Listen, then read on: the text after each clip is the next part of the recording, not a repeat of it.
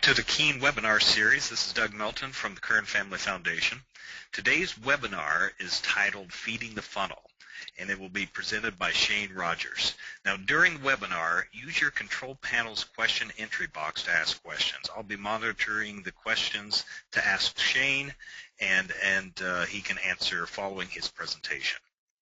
And also during the webinar, tweet insights you've learned about Keen Unleashed, and this webinar will be posted on the Keen website by the end of this week. Shane Rogers is an entrepreneur, founder of Hive Design. He's an adjunct professor at Santa Clara University teaching opportunity assessment. Rogers began his professional career at W.L. Gore & Associates Medical Products Division in 2005, where he spent 8 years in various technical and management roles. In 2008, Rogers founded what is now Clarity Project, Inc., which provides fine diamond jewelry sourced directly from Clarity Project's artisanal mine in Sierra Leone. Clarity Project is now leading the charge to be the first certified development diamond. In 2011, Rogers co-founded RPM Fitness, maker of the world's fastest competitive jump rope.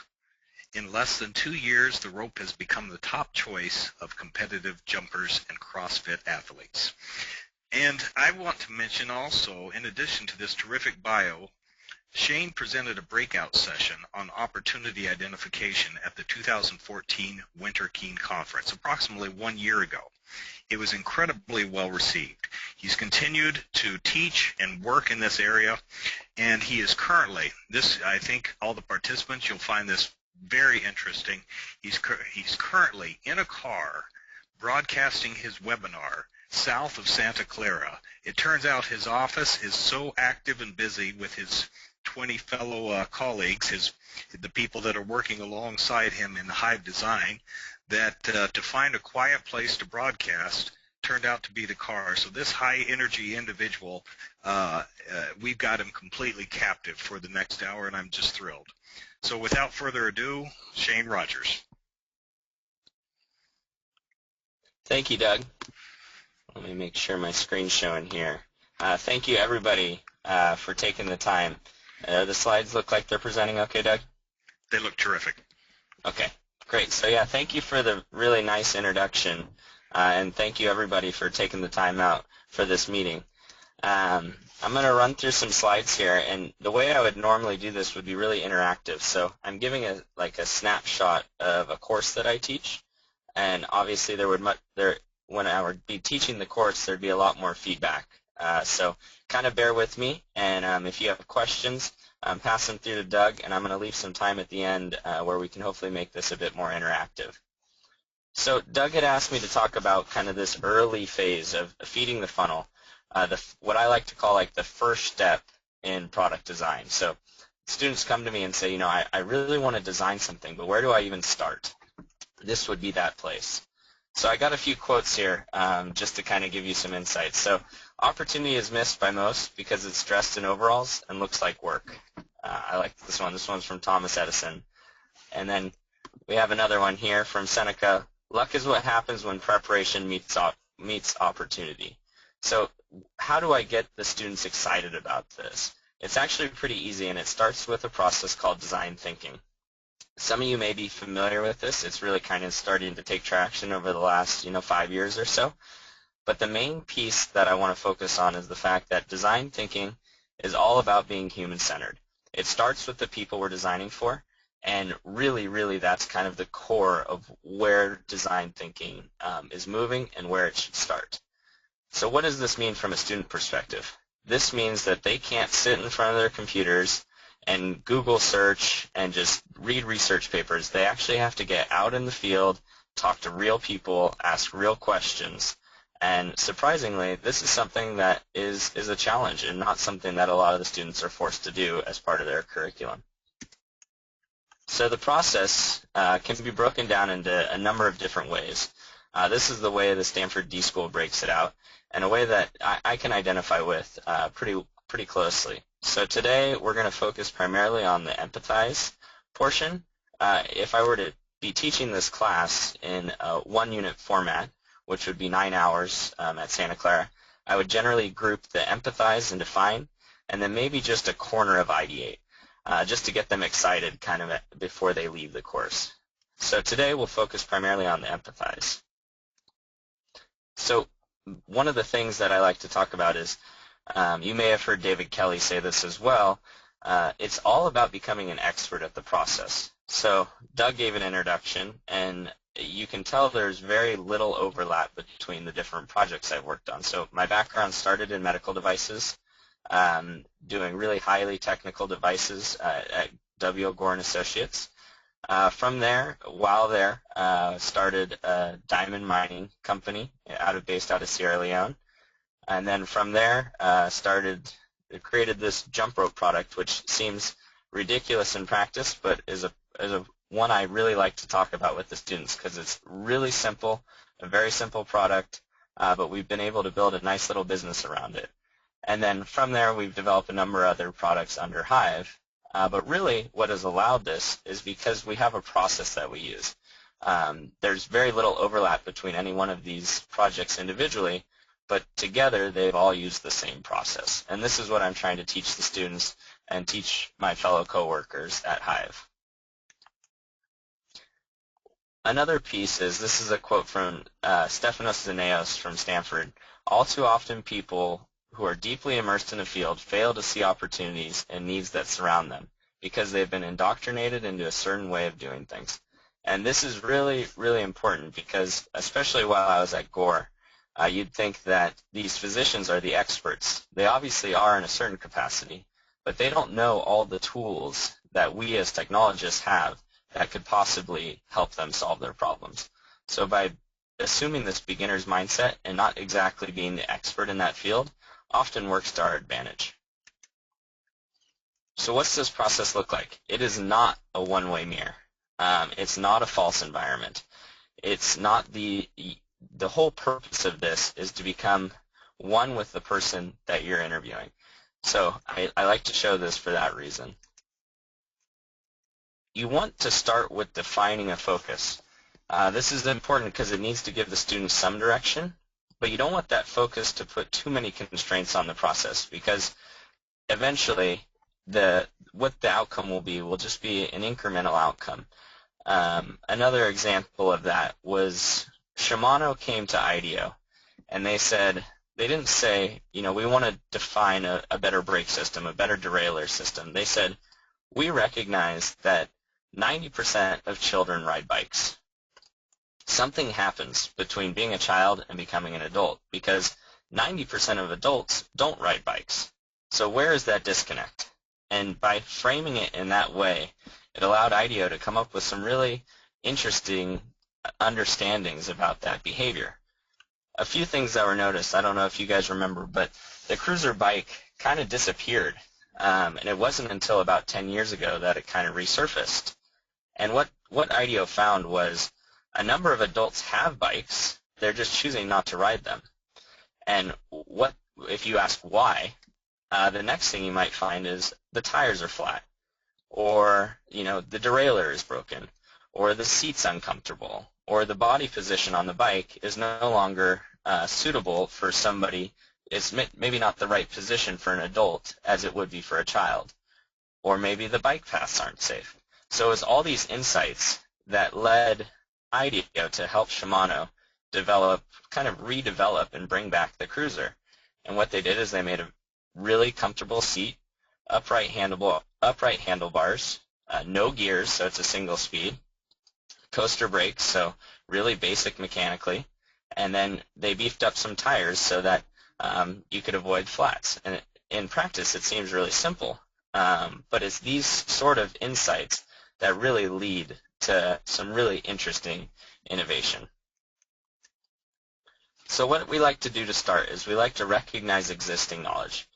And I have my students do this before they go out and do research. And what I like to call it is just taking inventory. What do you know? What are some things that you think you know? What are some of the questions you're going to ask to get to those true answers? So just kind of taking inventory is a big piece. And then becomes the process of discovery. So first, keying in on subtle cues. Jane Fulton Surrey is an author and a researcher at IDEO as well. And she wrote this book called Thoughtless Acts. If you guys haven't had a chance to take a look at this, I highly recommend it. This is a really interesting way to get your students involved and kind of excited about this, and actually have them bring back some observations of their own. So we like to ask these questions. What do you see is happening in this image? What is the reason for this behavior? And then how would you find out the real answer? So I'll go through a few images just to give you guys an idea. They also break them out into these 7 categories, which I don't stress as much in the course, but it's good to know that they exist. The first being reacting. So we interact automatically with objects in our space that we encounter. So here you have an individual kind of walking along a yellow line. Maybe you're avoiding a puddle on the sidewalk or avoiding a crack. Or maybe you have certain personal boundaries that you like to work within. So when I show this picture, I ask the students, what do you see? And they may say, I see somebody standing there with a bag between their legs. You may be talking to somebody. And then we ask why. Why might he be standing there in that way? Why might the bag be between his legs? And the interesting thing about this is maybe for the first time in these engineering students' curriculum, there's not really one right answer. One answer that I get a lot is, maybe it's a safe zone. It's a way so that he can ensure that, the bag is still within his reach and it's in his comfort zone. Here's another one, responding. So some qualities prompt us to behave in particular ways. So on the left, you see somebody crushing a soda bottle. On the right, you see maybe the top of a soda can turned. And I asked, why might you do this? And you can get a number of answers.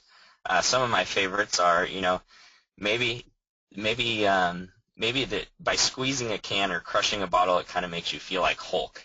And, that's just a really, really interesting behavior and something that we should capitalize on. Or maybe just by turning the top of your soda can, it's a way to ID your soda and make sure, that this soda can is yours.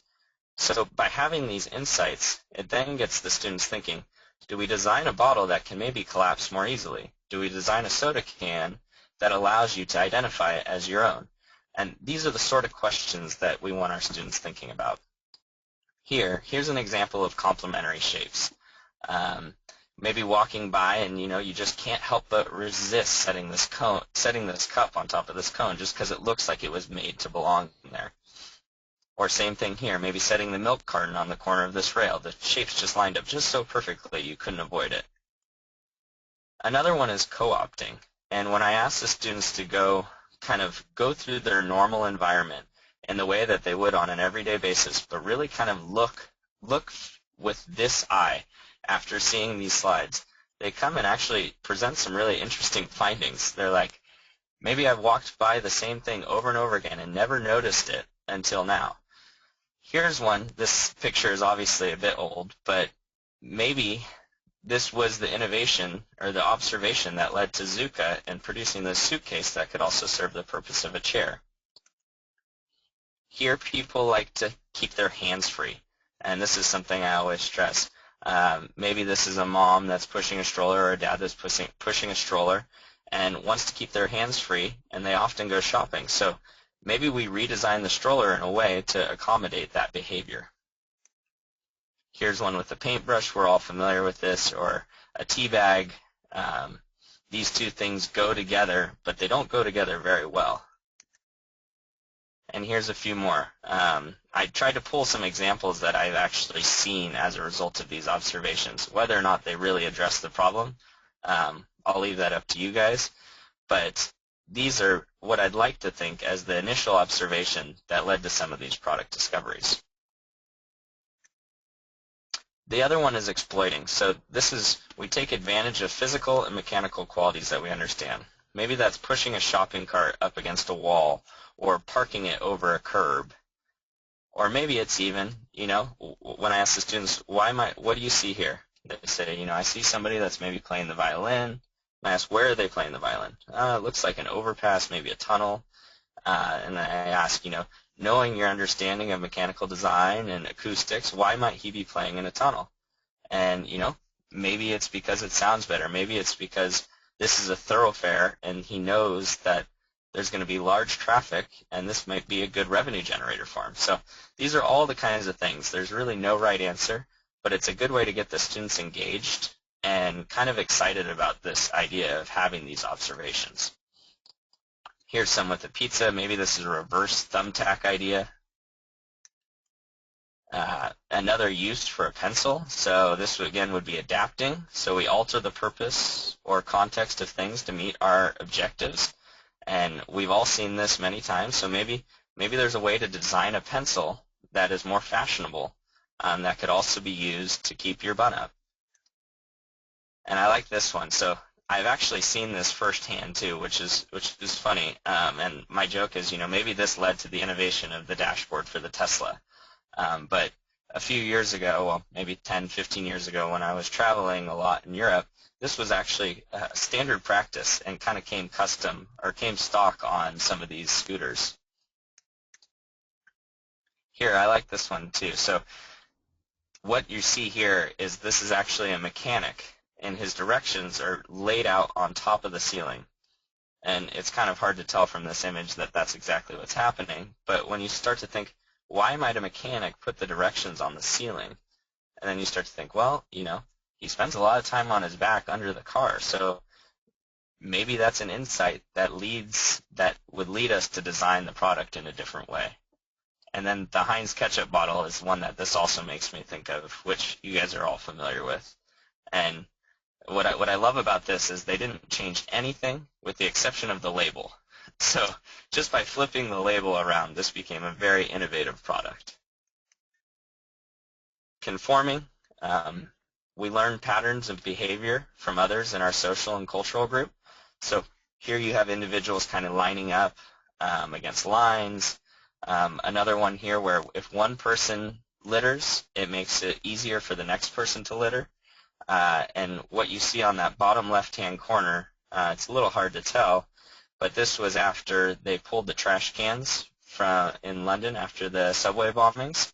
And people were accustomed to ditching their coffee or soda prior to getting on the subway, and they still kind of kept with this behavior that already existed. So here you have them lining up their coffee mugs or soda cans along the rail because of the absence of a trash can.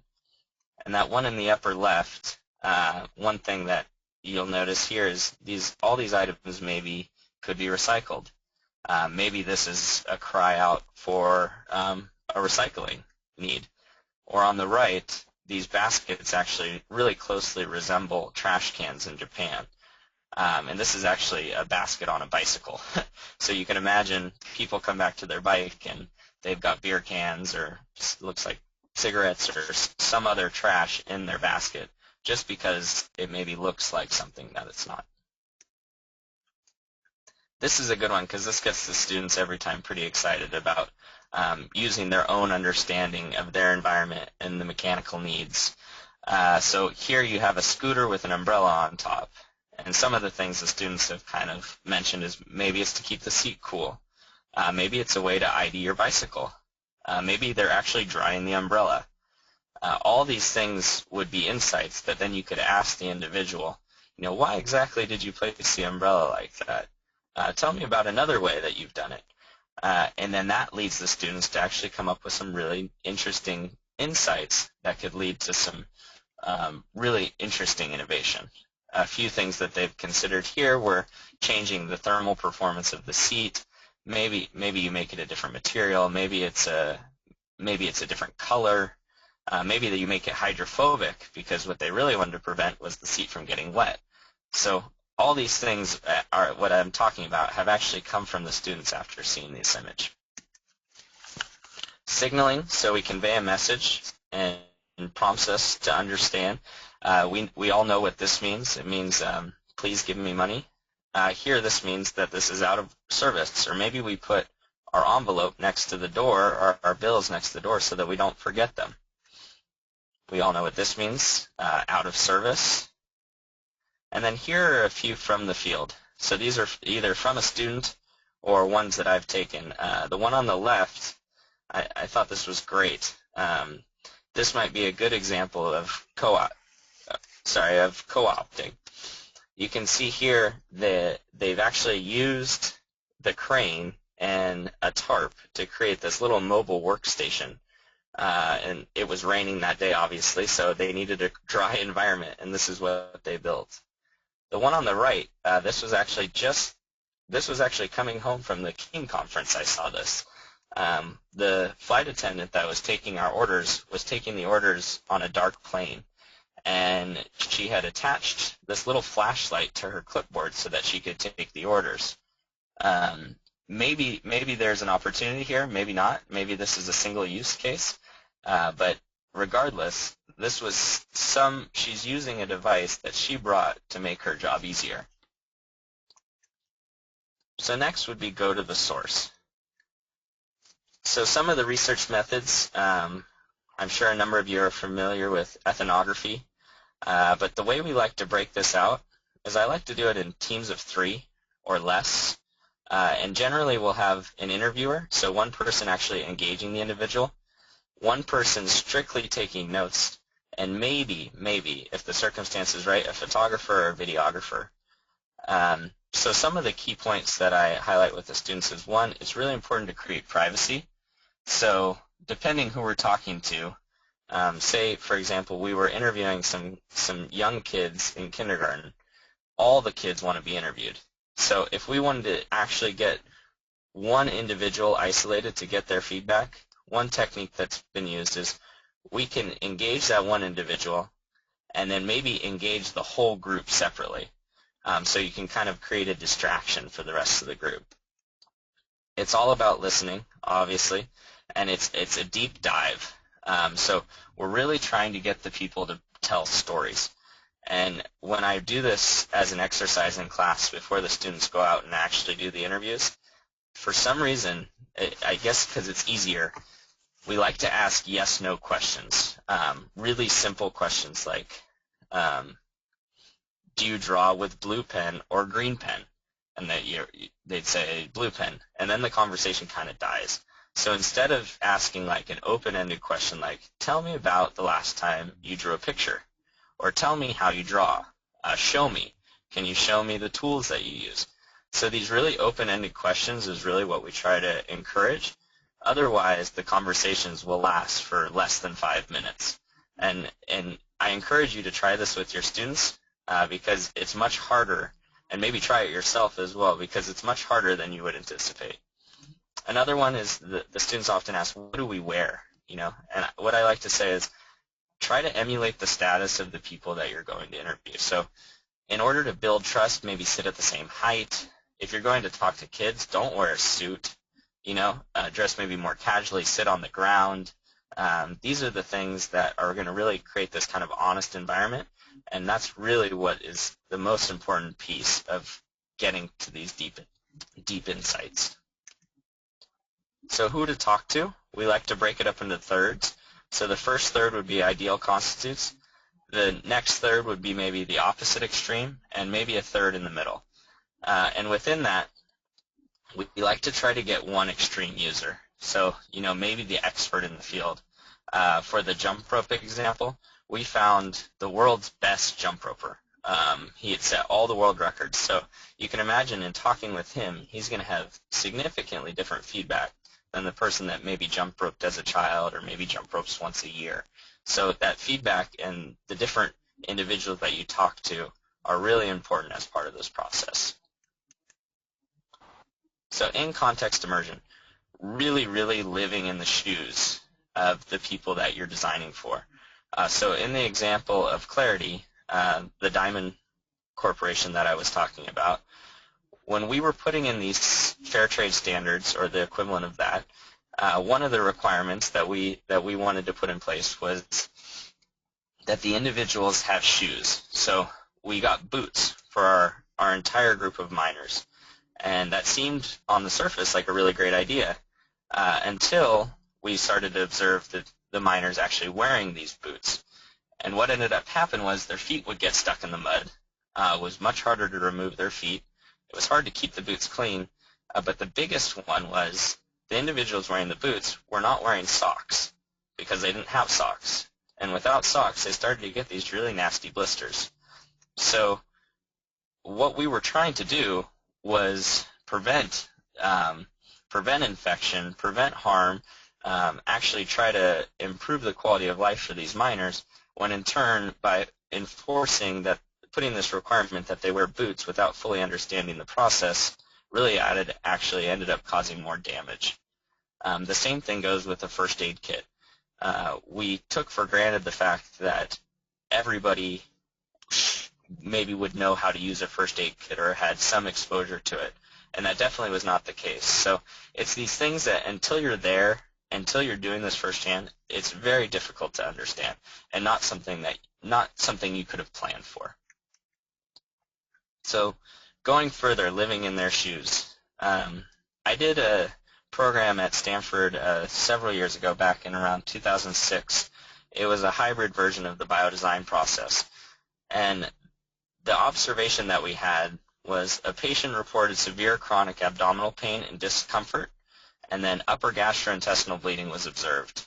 So when we went to dig deeper and figure out if this was a single occurrence or if this was a larger problem, we found that mortality rates among people with UGIB have remained unchanged at 10% since 1945. And we were blown away by that. There were so many treatment options, and the technology had come so far, it just didn't make sense why these treatment options weren't really addressing the problem. So when we started to look at the treatment options, they had used every form of energy you can imagine to basically eliminate these ulcers.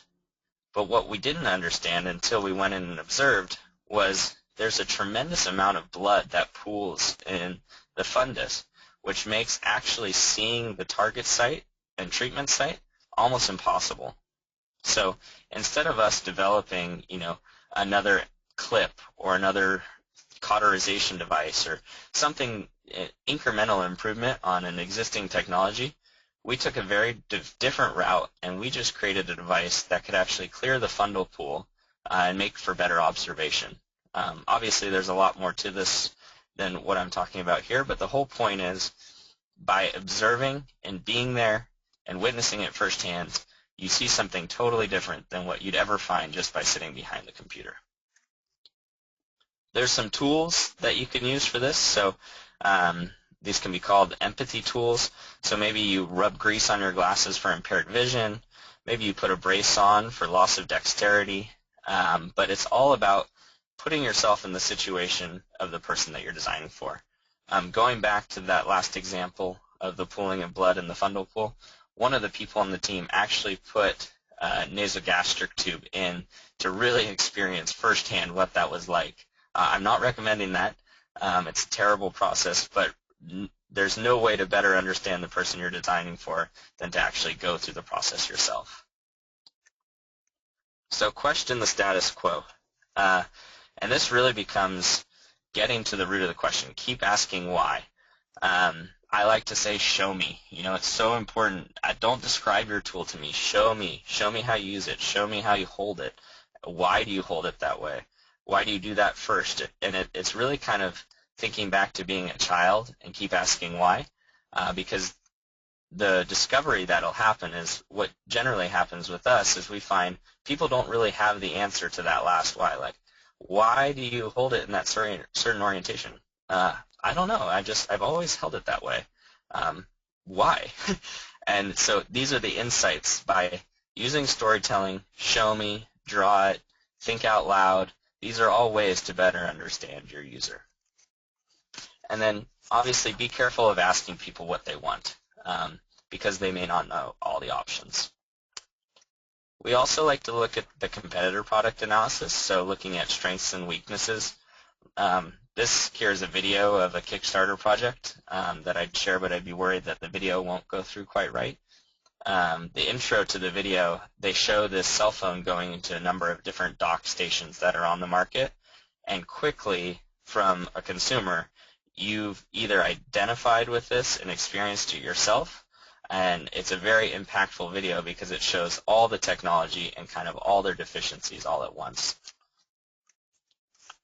So we kept asking why for the jump rope. When we looked at these jump ropes, 90% of them, the jump rope was coming out in the same plane in parallel with the handle of the rope. So you can see how all these ropes, that the rope actually exits in line with the handle. But if you ever watch anybody jump for speed, and not freestyle, this is specifically for speed, the rope, that is not a normal trajectory for the rope to take. If it comes out the handle, then it immediately has to make a 90-degree bend. So we started thinking, why does it need to be that way? So we mocked up some prototypes. This is actually the world's fastest jump roper. We set the world record with this jump rope, and it was actually in this competition. And you can see the trajectory that the rope's taking, just making him that much more efficient. So document these observations. We like to have the students use an innovation notebook. We tell them to play director. So they ask often, how do I know when I'm done observing? And we like to tell them to observe until you start to see a kind of a repeat in behavior, or fewer and fewer new observations start to occur. That's kind of a general rule of thumb. We always, for the course specifically, given the time limit, we try to make them interview at least 5 independent groups, and then also look for kind of synergies between different industries. So, for example, I'll get to this a bit later, but one of the students was looking at a new mobile device ordering process for on-campus coffee. And what a better example to look at than somebody that's been doing this for years. So they went to Domino's, and they observed Domino's because they put so much pride on delivering on time, their order fulfillment process, and they had a lot of really interesting insights that could then be applied to their area of focus. So a sample assignment that we would give the students, we like to start with take something old and familiar and completely redesign it. I tell them, get curious and get out there. It's best for them not to be the expert, and this is important because generally they're teams of 3 or 4, and if one person's the expert, it usually makes that whole group kind of just follow that one person.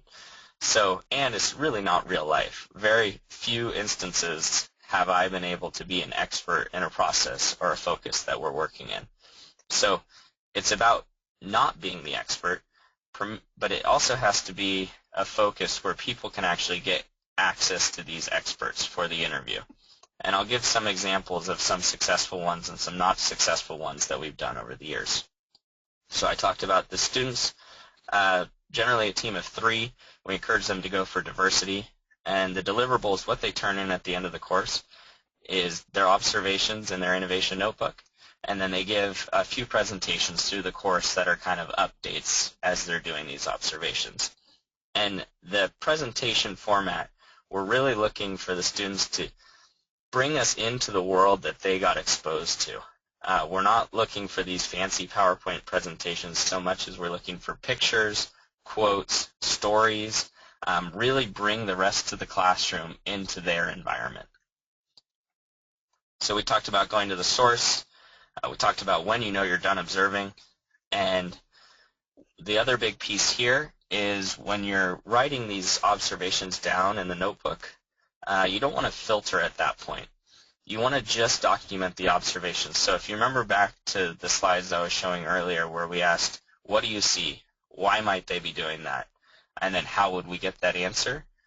Initially, we're just looking at the what do you see, so without the why, because the why can come later, and that's where we really want to dig in deeper during the interview process.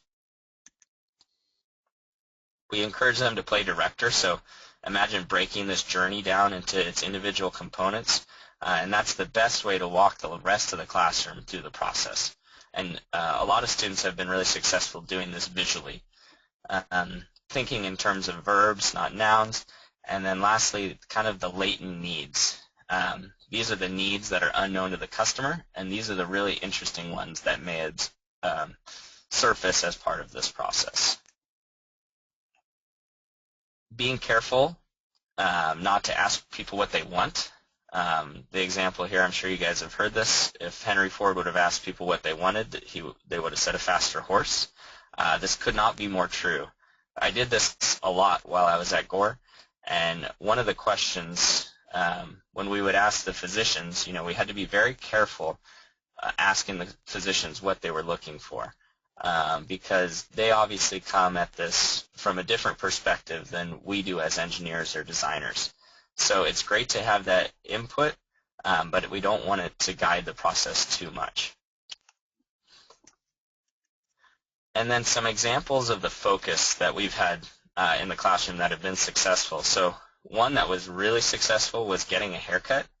And then I added on there to like getting your nails done or going to a blow dry bar, because almost everybody has experienced one of these things, and they either know a barber or they know their beautician.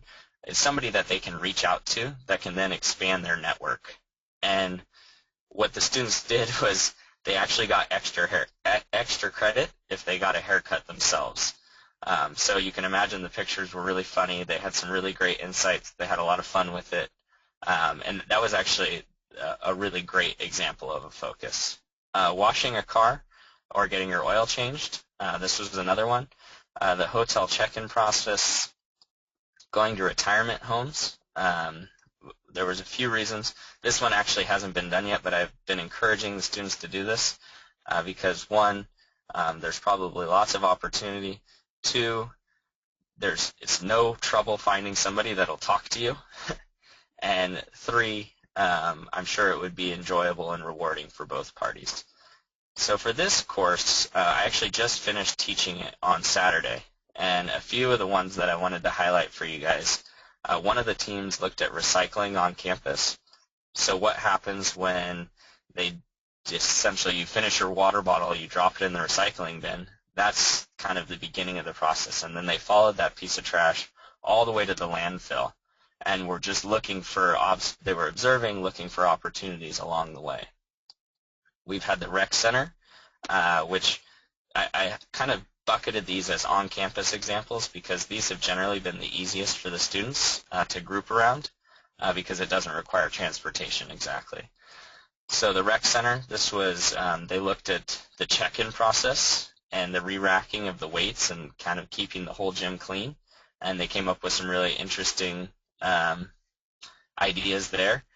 Food, so the ordering process specifically. There's a process on campus at Santa Clara called Tap and Go, and it allows you to actually order from your phone ahead of time and then go pick up your coffee or your food on campus at the dining hall. And this was the example I was saying where they looked at Domino's. They looked at another company called DoorDash, which is big here in California, on the delivery side. And this team came up with some really, really interesting concepts that I personally feel like they could actually get some traction around. We have the students practice before they go out, and this is a big one because it's not as easy as we would think. So what we do is once we have the focus, we have the students pair up with somebody that maybe has a different focus, and we break into these teams of two, and we actually have them do the interview process. And I walk around the classroom, and I can sense when people are getting stuck, and I'll kind of help move them along. But again, it's really encouraging the storytelling. It's not those yes/no questions. It's not somebody reading off a sheet of paper and kind of checking boxes. It's really about kind of engaging the person that you're interviewing and really getting to know them. And that's something that only comes with practice. So here's the example I was talking about from the students. This would, on the right, you can see this are the coffee cups kind of all lined up. This was just pulled from the internet. I don't have the exact image, but on campus, at any one point, there can be about 30 coffee cups kind of piled up for pickup. On the left, this was a really interesting one. The students were looking at the checkout process at supermarkets, and this observation that they had, which I think is brilliant, was all these big supermarket chains or Home Depots have multiple checkout stations, but often there's only 2 or 3 people actually working. So say maybe like 5%, 10% of the actual checkout stands are full and open for checkout. And from a psychology standpoint, there's a really interesting dynamic there where as a customer, you're frustrated by the fact that there's all these empty checkout lines, and maybe one line is really backed up. So that was where their initial observation was. And then they started to brainstorm, well, what could we do with some of these empty checkout lines? And to name a few, they came up with maybe repurposing them for like another retail section. Maybe it's highlighting a new product. A really interesting one was maybe you flip it around and it can become a self-checkout line. So this was all based on an observation and something that they probably never would have come up with had they not actually gone to the source. And then in that bottom right-hand corner of that same image, you can see this is probably something we've all done at one point in time, putting our vegetables or produce on the conveyor belts. And the students were watching people do this, and then they started to think, is that surface clean? Is that surface regulated? And as they started to dig deeper, there's actually quite a bit of research on how dirty that surface actually is. And this came from them seeing somebody go through with maybe raw chicken, and it left some kind of wet surface on there, and then the next person didn't actually want to put their produce down because they were concerned about it. Again, not something that they probably ever would have come up with had they not actually gone to the source. So a workshop that we've done in the past at Keene, and I just wanted to highlight this, and then I'll wrap it up here pretty quickly because I want to leave plenty of time for questions. The last time I did this presentation at Keene I showed this image. I said, what do all these guys have in common? There's a few things they have in common, but the most interesting one for this purpose is that they're all left-handed. And this was a really interesting way to kind of break out the group. And I myself am also left-handed, so I could even join the conversation. And by doing this, we had the left-handers kind of each pair up in their own groups. One left-hander went to each group, and the rest of the team began to interview the left-hander about, when was the last time you were conscious of being left-handed? And then, I can give you 15 examples off the top of my head, but just some of these images here maybe can tell more than what I could ever tell you. So that image in the middle, that's like my hand on a daily basis with writing with pencil. Lefty scissors, they hardly exist. Notebooks, 3-ring notebooks are a disaster for a left-hander. Desks, for example, how do I rest my elbow on a right-handed desk? So this was one example, and it's kind of a tricky one because you want to make sure that the people that you're singling out independently, the left-handers, are maybe aware of it ahead of time and are comfortable with it. But this proved to be a really good example at the last Keene conference. So that's the last that I had to share. Doug, I'd like to open it up now for a conversation, really, and let people ask specific questions.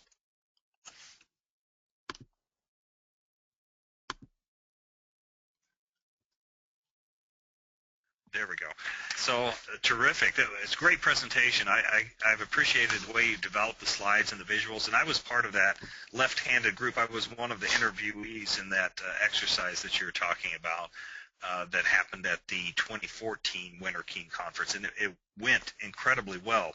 What I like about this presentation, as the participants are getting ready to enter their questions. By the way, participants, you'll find in the control panel that there is a question box. It's a perfect place now to enter a question, and then we can field those and forward those to Shane. So back to the story, one of the things that I notice is that the observations and awareness, they tend to focus, sometimes people will identify problems that we don't recognize, but sometimes, like in the shopping example that you provided, sometimes there might be an opportunity and it's not even a perceived problem. And that's one of the things I really like about the work. And I'll just, we're going to take a couple more minutes to get some questions, but it's sort of like I know many probably have had an experience with an art class or something like that where you've learned to draw.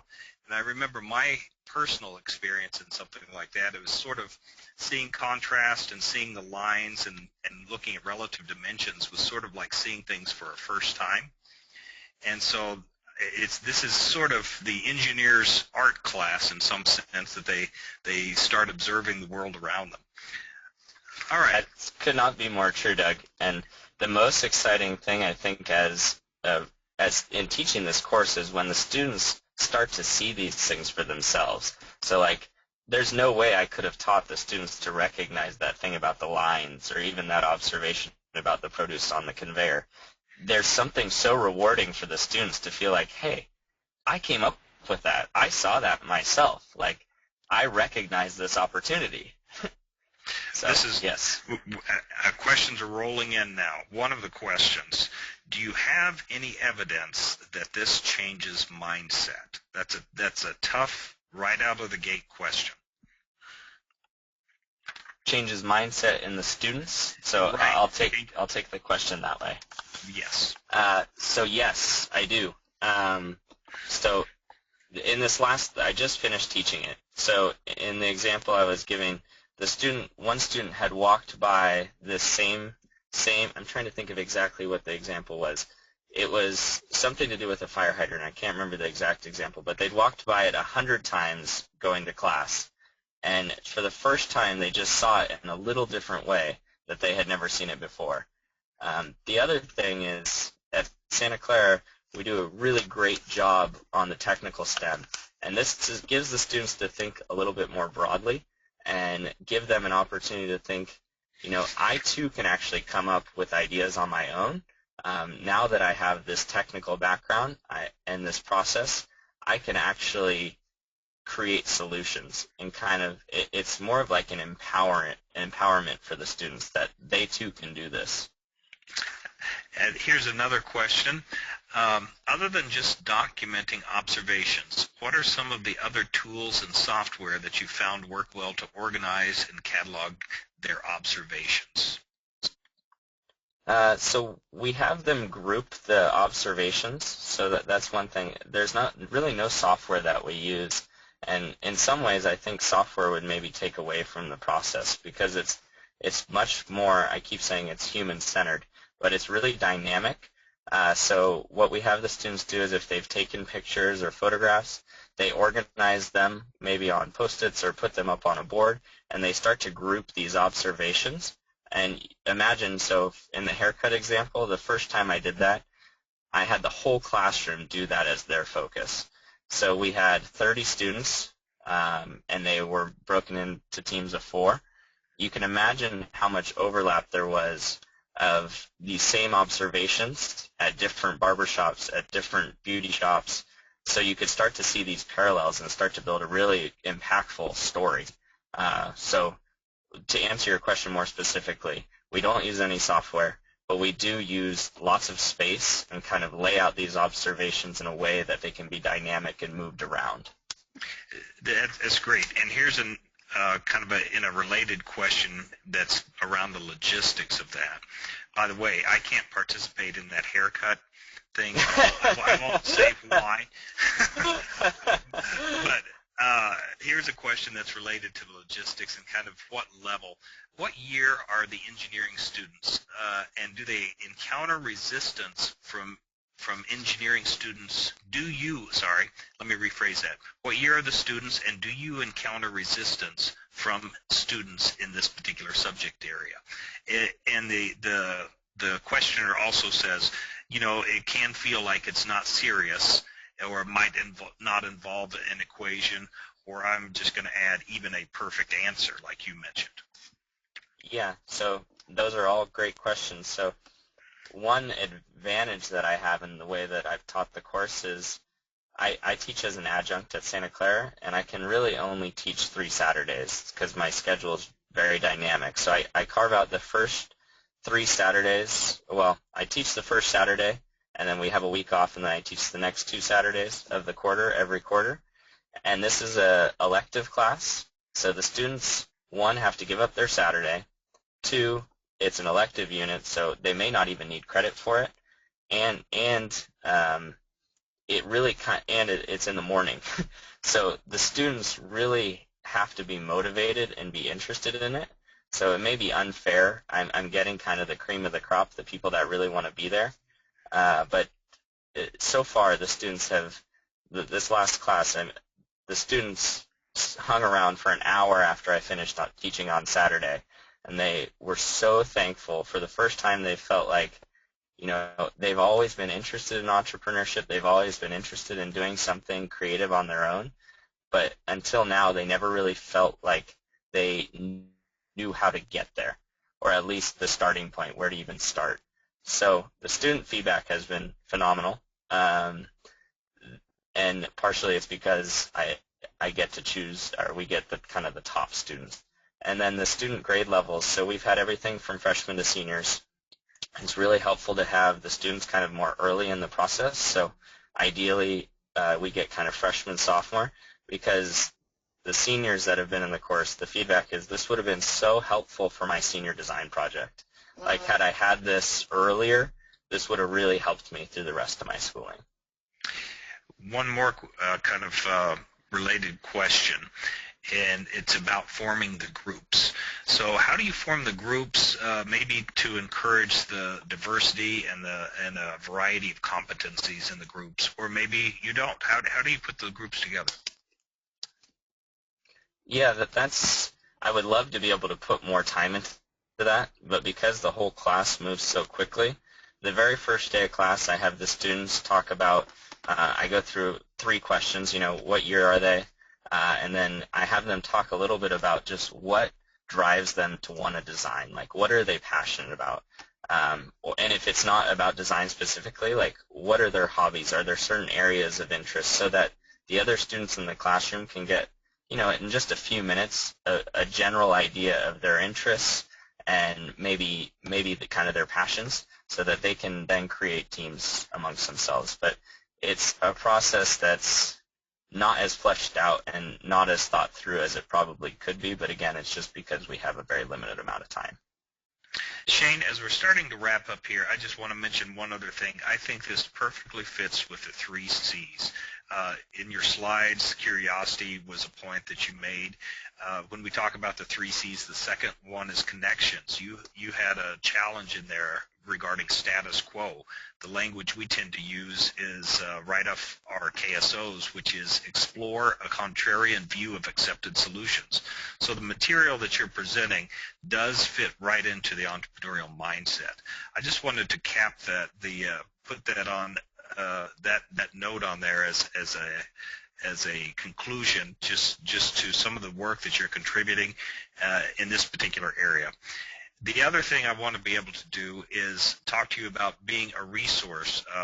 One of the things that you provided is your contact information. I believe it should be up on the screen now. And we're also asking people to tweet anything out. Let's start the social media conversation, and I'll put that back up on the screen.